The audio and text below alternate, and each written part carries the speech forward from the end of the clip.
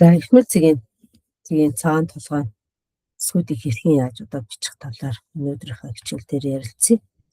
За өнөөдрийн хичээлээр бол титэмт болон шилбэт эсгүүдийг хэрхэн яаж одоо бичих вэ гэдгийг ярилцъя.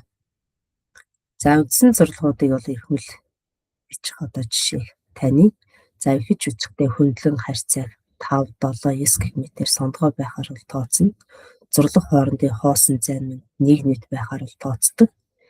За энэ дэр бол одоо зурлахуудыг хэрхэн яаж бичснийг харуулсан байна. За ингээд 6-аас ажиглавал ихэвчлэн 3, 5 эсвэл 4, 5 гэсэн хэмжээтэй нүдэнд тогтож байгааг анзаараарай. За ишин үсгийг ихмэлээр бичих жишээ таны. За А үсэг.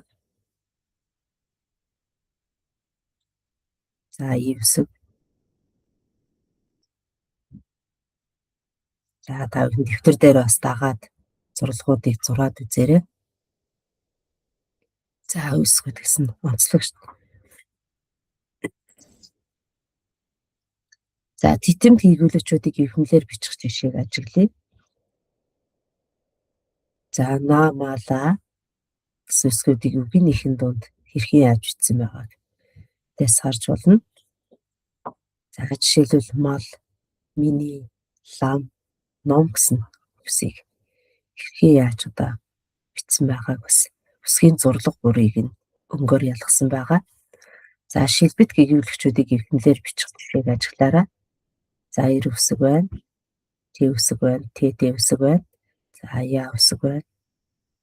За мөн үгнийхэн дунд хэрхэн яаж орж байгааг бас тэгэхээр одоо үгэнд хэрхэн яаж бичснийг бас хэцүүлээд хараарай.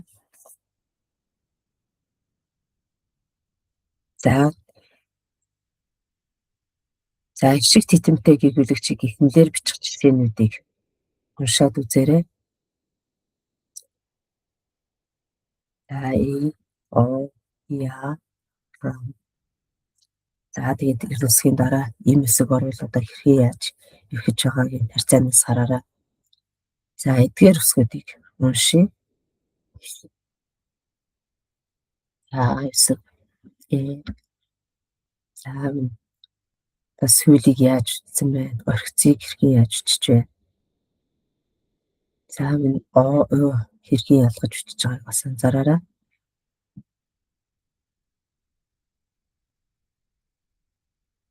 За наа үсгүүдийг амьлуулсан байна. За дэвтэр дээрээ та бүхэн бас дуурайлгаад бичээд үзээрэй. За маа үсэг. За ла үсгийг. Ра үсэг. За дандаа амьлуулсан одоо гээгүүлэгчийг амьлуулсан үсгүүд байгаа шүү. За я үсгийг.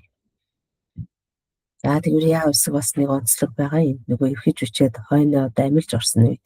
За тэр нөгөө шүд шилэв гидсийг нь яаж бичих вэ? Тийг бас эндээс давхар одоо үсгүүд орсон үед яаж одоо бичсэн байгаа анзаараарай. За ТД үсгүүд байна.